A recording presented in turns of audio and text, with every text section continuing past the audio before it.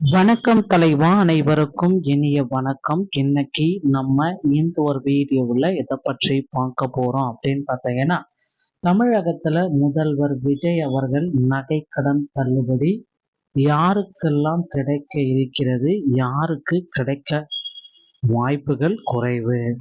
So இதை பற்றி தான் இந்த ஒரு வீடியோவில் ஒரு சில முழுமையான தகவல்களை நம்ம இப்பொழுது பார்க்கலாம். இந்த தொகுப்பானது தமிழகத்துல விஜய் அவர்கள் தலைமையிலான புதிய அரசு அமைந்துள்ளது. ஸோ இந்த சூழ்நிலையில நகைக்கடன் தள்ளுபடி குறித்த அறிவிப்புகளை உருவாக்குகிறதுங்க. அரசு விஜய் அவர்களுடைய தேர்தல் வாக்குறுதிகளை நகைக்கடன் தள்ளுபடி பற்றி குறிப்பிட்டு சொல்லல. சுமார் 45,000 கோடி ரூபாய் வரை நிதி ஒதுக்கீடு ஆல்ரெடி செஞ்சிருக்கிறதுனால நகைக்கடனுக்கு உண்டான தள்ளுபடியை தொடர்ந்து கொடுப்பாங்க.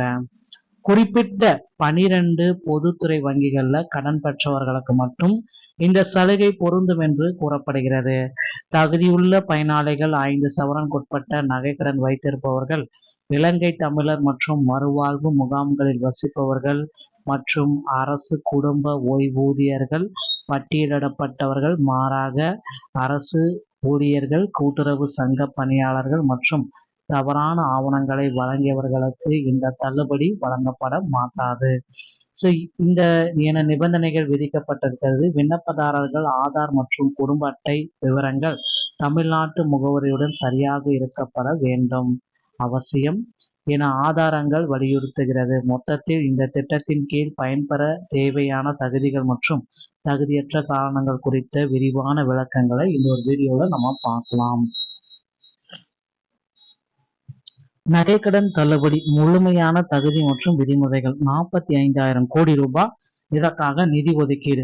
95% அடிப்படை உறுதி செய்யும் அடிப்படை விதிகள் என்ன அப்படின்னு பார்த்தீங்கன்னா, 12 பொதுத்துறை வங்கிகள் உங்கள் கடன் இந்த 12 பொதுத்துறை வங்கிகள் இருக்கணும். அதிகபட்ச நகைக்கடன் பார்த்தீங்கன்னா 40 கிராம், அதாவது 5 சவரனுக்கு உட்பட்டு இருக்கணும். 95% உறுதியாக கிடைக்கும். இந்த நகை வரம்பிற்கு இருந்தால் 95% தள்ளுபடி. மீதமுள்ள 5% நிபந்தனைகள் ஆவண சரிபார்ப்பு.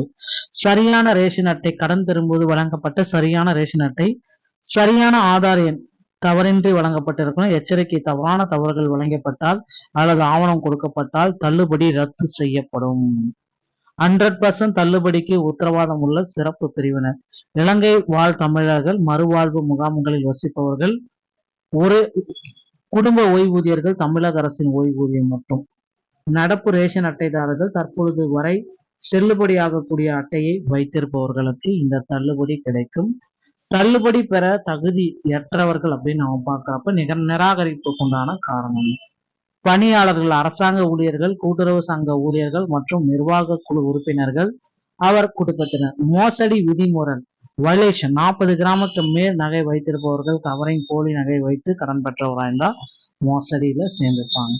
பணம் செலுத்தியவர்கள் ஆல்ரெடி பெய்டு சமீபத்தில் நகை கடன் தொகையை முழுமையாக அல்லது பகுதியாகவோ வட்டியோ செலுத்தியவர்களுக்கு தள்ளுபடி கிடையாது.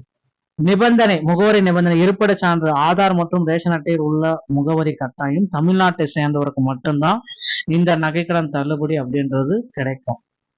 கடன் பெறும்போது வெளிமாநில அட்டையை பயன்படுத்தியிருந்தால் தள்ளுபடி ரிஜெக்ட் செய்யப்படும். ஸோ நீங்கள் தள்ளுபடிக்கு தகுதியானவரா இல்லையா அப்படின்றத நீங்க பார்த்துக்கலாம். 40 கிராம் 5 சவரன், 40 கிராம் மேல இருந்தா இல்லை. 12 பொதுத்துறை வங்கிகள், அரசு கூட்டுறவு மற்றும் ஊழியர்களுக்கு கிடையாது. சரியான ஆவணங்கள் தமிழ்நாடு முகவரி, போலி நகை வைத்திருப்பவன் தான் இல்லை. வெளிமாநில முகவரி கொண்டவருக்கும் கிடையாது. இலங்கை தமிழ் அகதிகள், ஓய்வூதியர்கள், கடன் வட்டியை கட்டியவர்களுக்கும் இந்த தள்ளுபடி கிடையாது. ஸோ இதை பேஸ் பண்ணி தாங்க உங்களுக்கு நகைக்கடன் தள்ளுபடி கொடுக்க போறாங்க. ஸோ விரைவில் தள்ளுபடியை பெறுவதற்கு தகுதியானவராக ஆகிக் கொள்ளுங்கள். இந்த ஒரு வீடியோ பதிவு உங்களுக்கு விளக்கம். வீடியோ பிடிச்சிருந்தா நீங்க என்னுடைய சேனலோட இணைந்திருந்து மீண்டும் ஒரு நல்ல தகவலோட நான் உங்களை சந்திக்கிறேன். நன்றி, வணக்கம்.